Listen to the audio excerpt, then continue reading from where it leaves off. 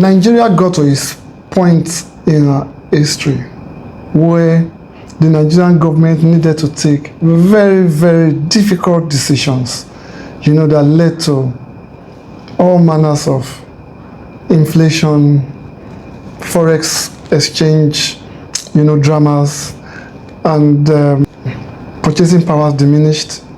And of course, that led to bulk breaking, shrinkflation. A situation whereby suppliers of products began to reduce them. When you approach the shelves, you begin to see smaller items rather than the bigger, bulk that you get previously. And these are things that have made me ponder, made me worried. I have Onalapo. Onalapo is a classmate at the prestigious Lagos Business School. That's correct, Mali. And she'll be doing justice to, she will help me address this issue. I will try. I'll give you my best shot. Yes. Absolute best shot. Not sure about justice, but yes. I remember that a professor of the Lagos Business School called you a whiz kid. You are some smart kid. All glory goes to God for that one. Okay, so what's your take? Are Nigerian consumers as it were, are they too sensitive to premium brands or for premium brands now? Thank you very much again, Wale, for having me today. And I think it's a really interesting question to be asking at this point in time. So the question of, are Nigerian consumers too price sensitive for premium brands? I'd say yes and I'd say no.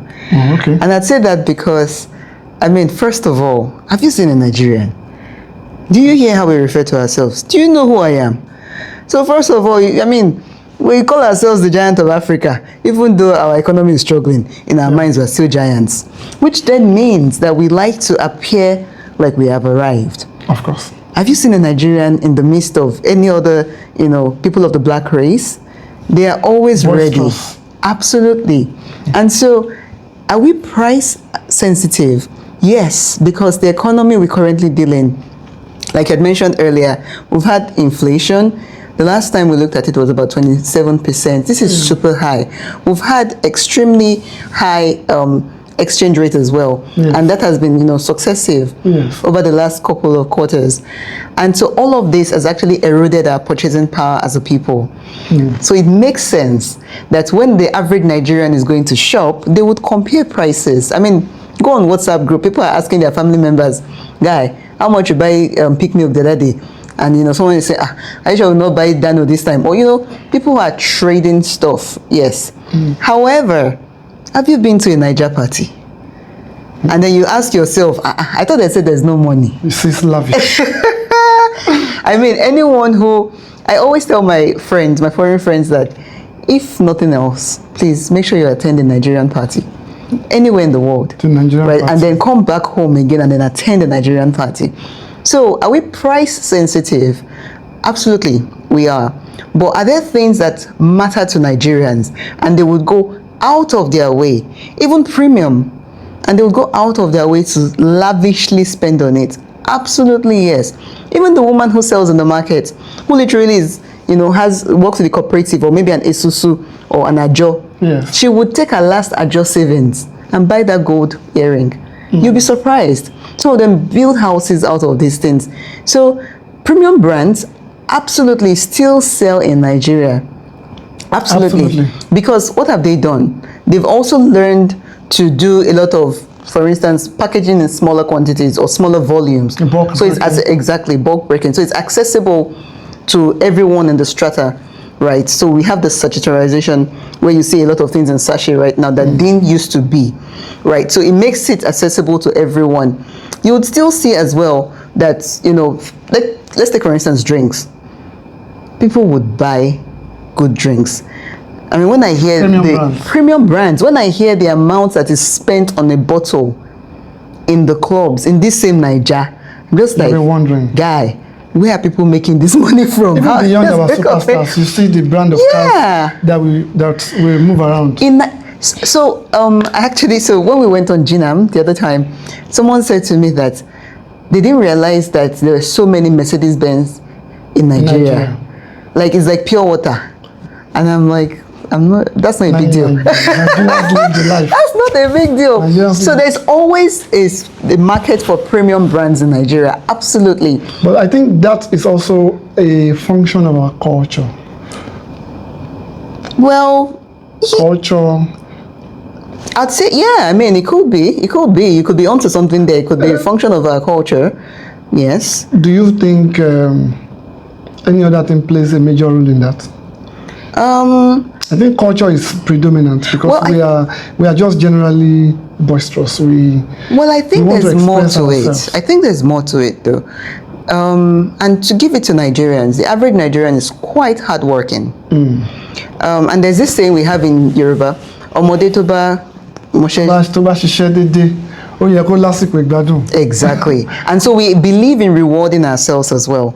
After having hustled, after having, paid your dues, when it is time to then relax and reward yourself for all of that effort, people actually go all the way. Yes. And in doing that, people would buy wristwatches, people would buy expensive cars because they've put in the work. When you look at the ceilings Nigerian needs to shatter to be who they are, the encumbrances, the limitations that the average Nigerian has to face to now become successful, I think we should enjoy. Absolutely. I completely agree with that. We should enjoy. We should, pat ourselves on the back. Job well done. And then use that to then encourage ourselves to push for the next phase. Absolutely. And again, like I said, we are very price aware because of the environment. More than ever. A lot more. Well, would I say more than ever? Maybe our generation. Because to be fair, don't forget that there was a time when 1 naira was actually worth more than $1. So imagine people who were born in that era and saw such rapid devaluation. We are now coming into our own era of rapid devaluation. That's why it seems like more than ever. But some people have been feeling it for a while. Of course. The price of cement many years ago, we had 10 naira per bag. Exactly. And today, maybe about 10,000 naira per Exactly. Bag. And it's just mind-boggling. But still, again, like I said, sometimes you step out and you say, are we in the same Nigeria? Yes. People continue to put in the work and continue to reward themselves with premium brands. And the good thing is that these premium brands are not just foreign brands. They're also locally made brands. And locally made brands are thriving. There's something about by us, for us. And which is currently trending now. Yeah. I mean, look at the Ajayi trend. Absolutely. Beautiful. Absolutely. So many Nigerian fashion designers on Broadway, on the walkways all over the globe, making names for themselves, putting Nigeria on the map every time. And Nigerians are actually the ones buying them and promoting them. Yes. And then they eventually become big. Yes. We now have our own car makers locally as well. Yes, I know we have Nord, we have Innocent. Absolutely. And even some that are doing SKD, semi-knockdown. Okay. And CKDs that are, assembled in Nigeria. I mean, to speak of watches as well. some names of watches. Local brands now. Yeah, and the amount, I'm just like, who's buying that? But people are obvious. If they were not buying it, they would not be making and it. They're encouraged. Absolutely, even leather material. I know Titi Dog. I think the guy who makes leather bags, leather shoes, belts. He was doing this all the way from his time in university. Continued with it. It was always premium. It still is premium. And it has its clientele base. Then if you watch the last Met Gala and what Nigerian designers did, such I've been inspired by the spirit of the Nigerian and how it's transcending itself across the globe. If I may ask you, how do you see the corporate bodies adjusting to this current level of inflation? I mean, companies that operate within the Nigerian space. How do you think they've been able to adjust? Because usually when we hear of inflation, the next thing is, this government is killing us. But all of a sudden, companies begin to churn out profits. I mean, look at what the banking sector has done in the past few months and years. You see staggering numbers, despite in the midst of what would be some kind of economic meltdown. Yeah. So what do you think? How do we think we are playing that game? I think one thing that comes to mind very quickly is the Chinese saying that opportunities and challenges are different sides of the same coin. The same coin. The absolute same coin. So it depends on how you're looking at it at any point in time. You can either have a defeatist mindset where you're like, oh, I can never, or I can't break even. glass half full kind of mindset. I could never make it. And you speak that to yourself and you just shut down. You don't see opportunities and follow them. Or absolutely, the more the challenges, the more opportunities. Like this is so huge that I can't miss. Because you would always be able to, reach out to something. So I think that what the corporates are doing, and again, we will have to take an opportunity to go and revise our corporate finance, videos and recordings to be able to look into their books, and do the whole strategy review of what they do. Yeah. But just on the surface, I think what they've done is they've pivoted. So many of them are leveraging on technology, digital banking.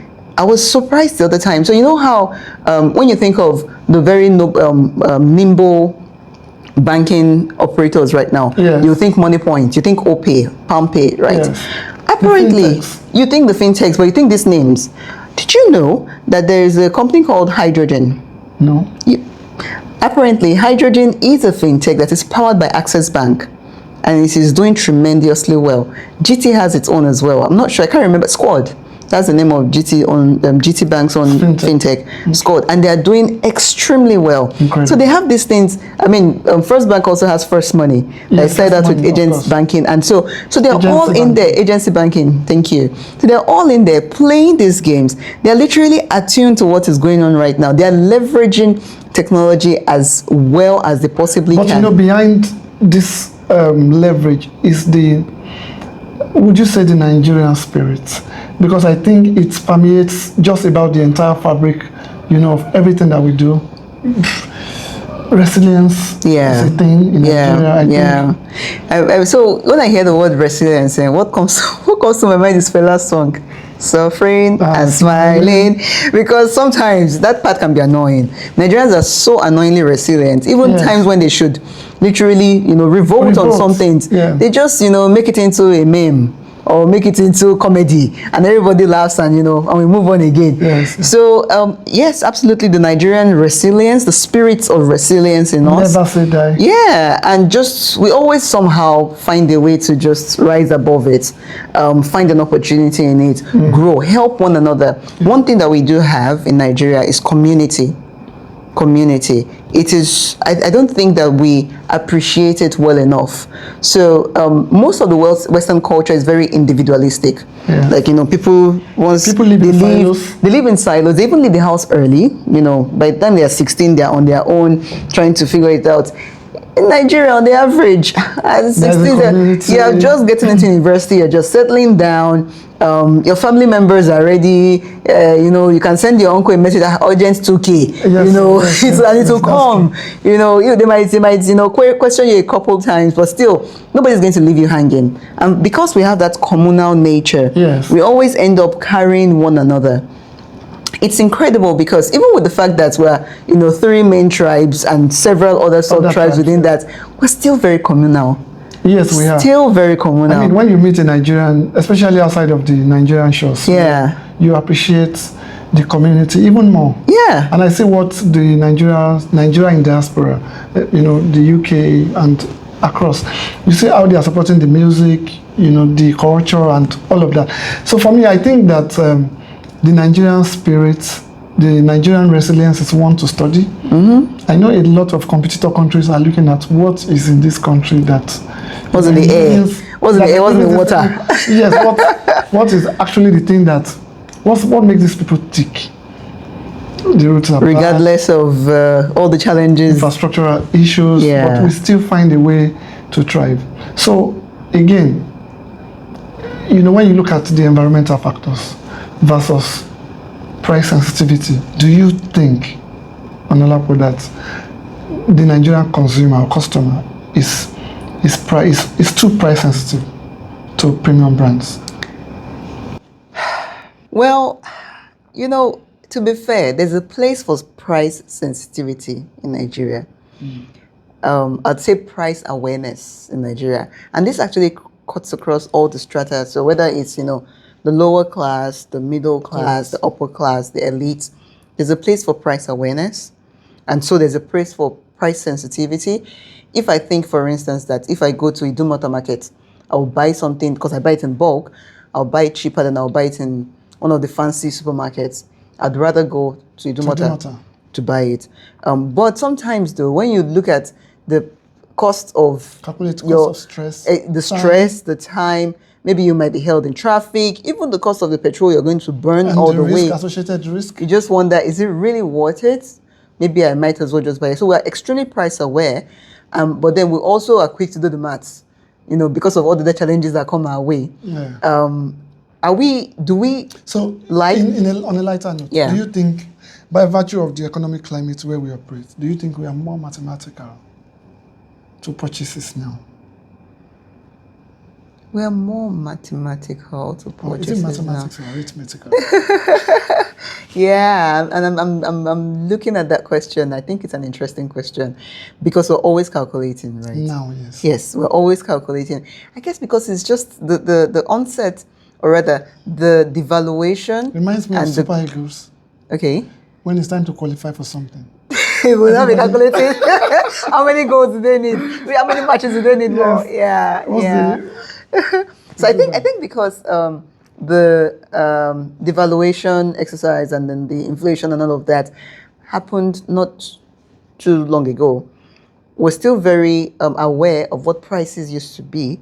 And so, of course, we were always casting our minds back to, when exchange rate was 400 and something, when exchange became 600 and something, now it's, 1,500, 1,600. It's still very recent. I think so with time, still very fresh. I think with time, we would move past that. And face the current reality. Yes. And so in that current reality, even though wage does not increase as fast as inflation increases, to an extent, there'll be some leveling up. And then we would... Psychologically. Yeah, because we can't live in the past. It's really a torture now. You really can't live in the past because you remember that, I bought this product for 1,000 exactly. last year, and all of a sudden I'm buying it for 3,000. Exactly. You would not move an inch. You would not do stuff. So you eventually have to... I think Nigerians are actually adjusting to that reality. And I think as well that they're moving on. They're working harder, looking at opportunities. I mean, the sort of job descriptions I see nowadays of what Nigerians do, and they earn legit money for it, right? And so sometimes when you see young people being able to pretty much reward themselves for the work. Spaces where there is none. Exactly, and for the work that they've done. So they reward themselves by, lifestyle kind of premium rewarding, or even material things. So wristwatches, phones. Yeah, and so, I think to an extent, at the end of the answer, day, the Yoruba says that someone to buy shishe, who deserve only Absolutely. So if you would advise the Nigerian consumer, Onalapo, what do you think we should do going forward in the light of the economic climate and financial realities that we find ourselves? Well, in the first place, I'm not sure that I am well positioned to be advising the Nigerian consumer, like you put it. Because you are but in my own, exactly, because I'm also here trying to figure it out. But in my honest opinion, what I've said to you actually applied to myself as well. The opportunities and challenges are literally one coin, two different sides, right? Same coin. And so my advocacy would be for people to open their minds up. So you know how they always say, when opportunity meets preparedness, then success comes. Yes. Just be prepared. It's the Boy Scouts motto. Yes. Be prepared. You never can tell when the opportunity would come or in what form it would come. So hone your skills, improve yourself, build your network, be of a positive attitude and a positive mind. That's not to say that we all are not facing challenges. We are. Every single person is facing one challenge or the other. But we have to wake up, encourage ourselves, continue to have networks, friendships, family, people in your circle that keep you sane. You don't want to run into depression by thinking of all of this really heavy stuff by yourself on your own in a corner somewhere. You want to be with people, encouraging one another, And, eventually things will work out. Someone will recommend you. You do a good job. Someone else recommends you, and on like that. So I think much more than being fixated about the price of things, I think what we really should be thinking and talking about is how to generate multiple sources of income. But that will lead us to value. Yeah. We need to create more value as a society. Yes. We need to go away from just being a resource-based, raw materials, extraction-based economy, yes, to looking more at the transformation value chain. So how do you, go from raw materials, transform that to semi-finished goods, maybe even finished goods, improve on our infrastructure, improve on our transportation, improve on the way to ship things out, east, west, north, south, bring things in as well. We know that the tax bill has just been signed into law not too long. Really, it's a noble one the government is trying to do, because they're trying to ensure that the net is cast properly. Yes. But in doing that, it will be great for us as individuals as well, and for the government to actually enable the environment and enable business to thrive. Business. Absolutely. So continue to roll out policies that makes it easier to do business. Two major things that leadership should absolutely do for us as Nigerians: power and transportation.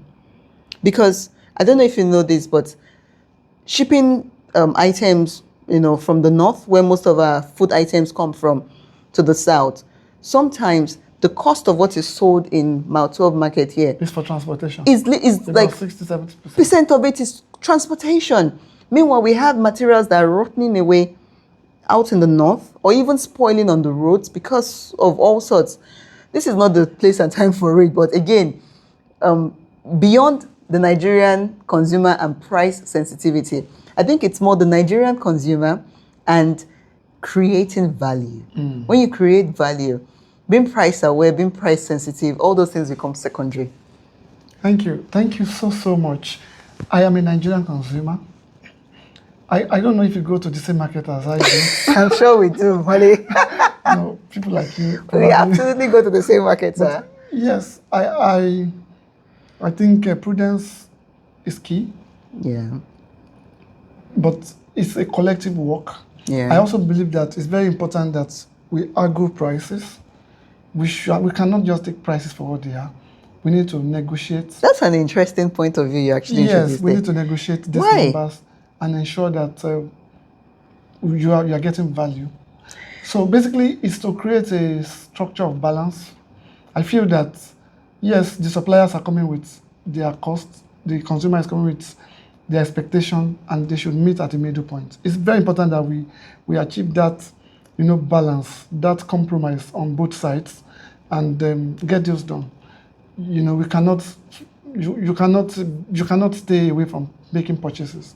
Absolutely. At the same time, you cannot stay away from selling stuff. Yeah. So, but we must meet at the point where prices, the road must meet, where the rubber must meet the road. The road, yeah. So, and I think the government too needs to play, a key role, just about everything you have said. And if you look at the numbers today, you see that a number of the monies Nigeria is making is now off, the monolithic sector of oil that we were used to. So I think the non-oil sector is doing tremendously well now. Yeah, absolutely. And by the time government starts this implementation of this new tax law, by next year, January 1, you begin to see even a more radical shift away into other sources of income. Yeah. Just as the government is diversifying, I think we have to diversify. Absolutely. Onalapo, thank you so much for this opportunity. I should thank you, actually. Just to hear from you and, exhume from your individual brilliance. Thank you so very much. Thank you. So for actually more pro tips and clever tricks like this, please subscribe and, comment. Thank you. My name is Wale Instinct, and may the odds favor you. Thank you. Thank you.